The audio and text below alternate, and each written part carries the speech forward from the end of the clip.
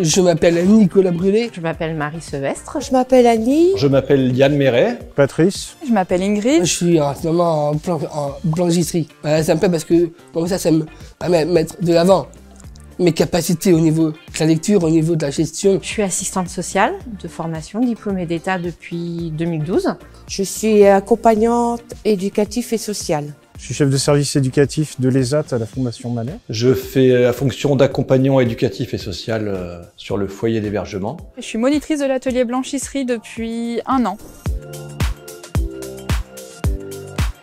Le matin, je me lève dans les grosso modo 6h30, 6h45. Je fais ma petite toilette, je prends mon petit déj. Ensuite, je me lave les dents, c'est le temps et après je fais le boulot. J'interviens principalement à la demande des résidents et des travailleurs. Je travaille avec toutes les équipes éducatives, les infirmières, les coordinateurs, les chefs de service, le directeur. Et moi, je fais le lien et l'articulation dans le but de les accompagner dans leur projet de vie. Mon quotidien, c'est d'accompagner les résidents au mieux dans leur autonomie, les tirer vraiment par le haut, tout en les rendant acteurs de leurs actes. Je suis en management d'équipe, je suis en réponse aux équipes, aux difficultés qu'elles rencontrent.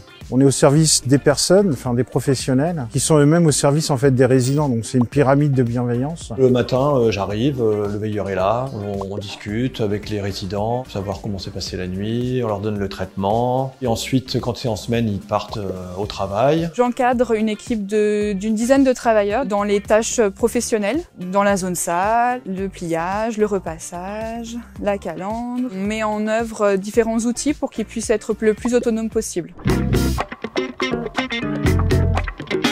Ouais, c'est le mardi, parce que le soir, je fais du théâtre. On peut faire du contemporain, on peut faire du classique, on peut faire un peu tout et c'est quelque chose qui me plaît. J'aime bien les rôles de seigneur. Tout ce que vous me demanderez sera fait en fonction de votre bon service. J'ai les résidents, les travailleurs qui peuvent venir me voir sans forcément que ça soit prévu. Et ça, c'est de l'imprévisible et j'aime beaucoup ça. Ah, les activités, j'aime bien. On joue souvent au Uno, au tarot. Ça crée des liens qui sont formidables. Pour l'instant, j'aime beaucoup le matin, quand j'arrive à 7h, accueillir les résidents, discuter avec eux. Et j'aime aussi les sorties. On organise des sorties le week-end. Par exemple, la dernière fois, j'ai proposé une sortie au casse à savon.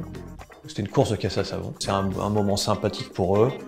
Et pour nous aussi. Moi, ce que j'aime, c'est les réunions d'équipe. C'est un moment de réflexion, c'est un moment où on se pose autour de la table pour réfléchir dans l'intérêt du résident. Où du coup, j'anime et il faut insuffler une dynamique en fait de réflexion. Ça va être les accompagner au quotidien, enfin voilà, leur faire gagner en compétences, qu'ils puissent aussi, pourquoi pas, aller sur du travail en milieu ordinaire. Ici, j'en ai eu plein. Ce qui m'a marqué, c'est le jour où ma pote du théâtre, sur un coup de tête, en me ramenant, on m'a dit, Nico, il faut que tu viennes avec nous. Du coup, elle m'a amené celle avec les autres. On a fêté mon anniversaire surprise. J'étais surprise, j'ai eu même les larmes aux yeux. J'ai une réputation de danseuse. J'aime beaucoup tous les événements festifs. J'aime me déguiser. Je vais à fond dans le thème. Je fais pas les choses à moitié. Et du coup, j'aime participer aussi avec les résidents à danser. Et depuis, c'est resté puisque tous les jours, on me demande de danser. Robouline, oui, il y en avait un qui était vraiment super content d'avoir gagné. Il n'arrêtait pas de m'en parler. T'as vu Annie, j'ai gagné. Et c'était merveilleux pour lui et puis pour moi. Le fait que ça lui ait fait plaisir, cette sortie, ça a été quelque chose de formidable. Ça a été un projet qu'on a mené pour aller faire un voyage au Maroc. Ça s'est traduit par un concert sur le théâtre de Neuilly avec un groupe de rock et des personnes en situation de handicap. Où là aussi, on était sur les valeurs de la citoyenneté, de permettre à des personnes en situation de handicap de participer à la vie de la cité. Et après, on est tous partis au Maroc. Et ça a été une des expériences les plus fabuleuses de ma carrière. Là, c'était un projet qui était porté par tout le monde. Voilà, c'est vraiment la dimension institutionnelle.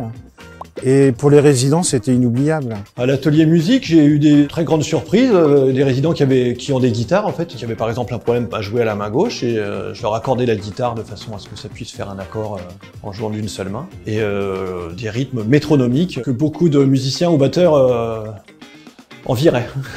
C'est lors de mon arrivée ici et du coup c'est Thierry avec d'autres travailleurs mais qui m'ont aussi appris parce que du coup je connaissais pas le milieu de l'ESAT et c'est eux qui m'ont tout appris, qui m'ont montré le pliage. Les rôles étaient un peu inversés pour le coup, du coup c'était plus moi la monitrice et j'ai appris à devenir monitrice avec eux.